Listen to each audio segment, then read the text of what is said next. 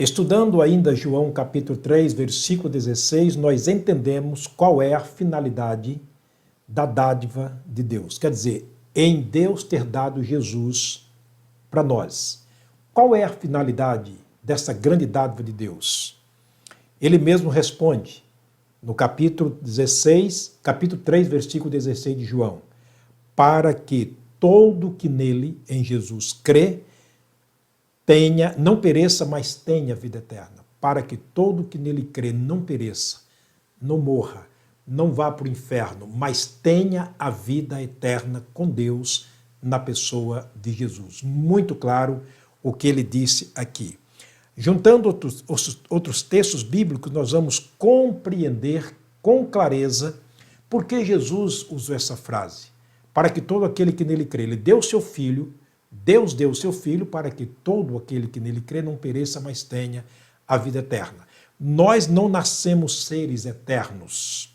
Nascemos separados de Deus. Nascemos sem vida e sem a vida eterna. Com apenas a marca de um tempo decorrido entre o dia do nascimento e o dia da morte. Assim, nós o escrevemos na página de quem morre, nascido a tal dia, morrido tal dia. Aí nós temos um tempo decorrido. Nós trouxemos apenas isto quando viemos a este mundo. Mas a vida eterna, não. Lamentavelmente, não. O salmista Davi escreveu no Salmo 58, versículo 3: alienam-se os ímpios desde a madre e andam errado desde que nasceram, proferindo mentiras.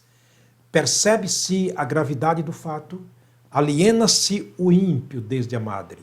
A palavra alienar quer dizer tornar-se de outrem, desde a concepção. É uma pessoa, é um ser humano, sim. Deus viu-nos ainda no ato de concepção, no Salmo 139, e diz ele que escreveu tudo o que iria acontecer na nossa vida, e dali não pode fugir. Porém, nascemos alienados, separados por causa do pecado de Adão. Isso veremos nas próximas mensagens. Agora, vejamos o que a Bíblia Sagrada afirma. No capítulo 2, versículo 12 de Efésios, Paulo escreveu: sem Cristo, separado da comunidade de Israel e estranhos às alianças da promessa, sem esperança e sem Deus no mundo. Esta é a maneira como nascemos neste mundo. O versículo 2, aliás, Jó capítulo 14, versículo 1, Jó declara o seguinte: o homem nascido da mulher é de poucos dias, cheio de inquietação. Verso 2 ele diz: nasce como a flor e murcha, foge também como a sombra e não permanece. Verso 5, os seus dias estão determinados, com Deus está o número dos seus meses, e tu lhe puseste limites, e não passará além deles. Ficou claro? Muito claro que nós não nascemos com a vida eterna. Nós nascemos apenas com a marca entre o nascimento e a morte. Nascemos mortos e para morrermos. Tiago afirma dizendo o seguinte, em Tiago capítulo 14, versículo, aliás, 4, verso 14, ele diz: que é a vossa vida? Ele vai esclarecer isso aqui para nós. Que é a vossa vida? É um vapor que aparece por um tempo e depois desvanece ou desaparece. Tempo decorrido entre o nascimento e o dia da morte. Agora veja o Salmo 103, versículo 15 e 16, a conclusão que o salmista faz de Deus a nós. Deus fazendo uma avaliação de nós, ele diz: quanto ao homem, os seus dias são como a erva, como a flor do campo, assim floresce. Passando por ela o vento, logo se vai, e o seu lugar não será mais conhecido. Não é assim? Creio que você e eu já tivemos essa experiência muitas vezes na vida de conhecer uma pessoa, conhecer sua residência, sua propriedade, Ele morre e, de repente, o seu lugar não é mais conhecido, tudo se acaba também. É exatamente isso, não nascemos eternos. Já viu as pessoas que dizem que quando morre uma criança, morreu um anjo? Anjo não morre, anjo não se reproduz. Portanto, é um linguajar totalmente descontextualizado daquilo que a Bíblia Sagrada nos ensina. Vejamos mais um texto de Gênesis capítulo... Aliás, ainda no Salmo 103, versículo... nós lemos o 15 e o 16, e no versículo 15, 14, ele diz o seguinte: pois Deus conhece a nossa estrutura, quer dizer, a nossa fabricação, lembra-se de que somos pó. E Gênesis capítulo 2, verso 7, confirma isto: formou o Senhor Deus o homem do pó da terra. Portanto, vejamos que o primeiro homem, Adão, foi formado do pó da terra.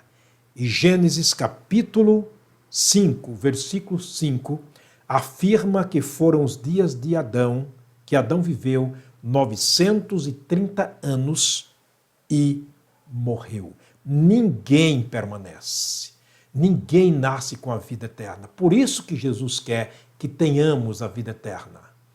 Ainda, em Hebreus capítulo 9, versículo 27, disse o escritor aos Hebreus: e como aos homens está ordenado morrerem uma vez, vindo depois disso o juízo. Prestação de contas. É muito claro os textos aqui apresentados na palavra de Deus concernente à nossa vida passageira neste mundo, provando que nós não nascemos eternos, nascemos com um tempo apenas decorrido entre o dia do nascimento e o dia da morte. Ainda no capítulo 4 de Hebreus, versículo 13, diz o escritor: e não há criatura alguma encoberta diante dele, de Deus, antes todas as coisas estão nuas e patentes aos olhos daquele com quem temos que tratarmos depois da morte. Ainda Lucas 16, versículo, aliás, Eclesiastes capítulo 12, versículo 7 diz: e o pó volta à terra como era, e o espírito volte a Deus que o deu. Essa é a trajetória. Esse foi o plano de Deus. Lamentavelmente, nem para muitos isso acontece. Alguns, o espírito sai e vai para o inferno, e outros, o espírito sai e volta para Deus, dependendo do tipo de fé que você teve aqui durante esse tempo decorrido chamado vida. Olha o que diz o Lucas capítulo 16, versículo 22. E o mendigo morreu e foi levado pelos anjos para o seio de Abraão. Morreu também o rico e foi sepultado, e no inferno ergueu os olhos estando em tormento. Veja aqui a trajetória totalmente diferente e oposta, um que vai para o céu, o outro que vai para o inferno. Por que Deus quer que tenhamos vida eterna? Deu para perceber, mas vamos incorporarmos este assunto na próxima mensagem, se Deus nos permitir, mostrando aqui de maneira clara, através da palavra de Deus, por que Deus quer que tenhamos a vida eterna. Somos destituídos da vida eterna, sem Jesus não dá. Deus te abençoe mais uma vez. Quero terminar orando. Pai, muito obrigado, Deus, pela graça e pela misericórdia. Muito obrigado pelo tempo precioso aqui diante da tua presença, através da tua palavra, junto com os meus irmãos e amigos. Rogo a tua bênção para as suas vidas, para os seus familiares, guarda-nos de todo mal. Oramos agradecidos no nome do Senhor Jesus, o nosso amado Salvador. Amém. Deus abençoe o seu dia com graça e misericórdia, compreendendo qual é a vontade de Deus. Forte abraço, até a próxima mensagem, se Deus permitir.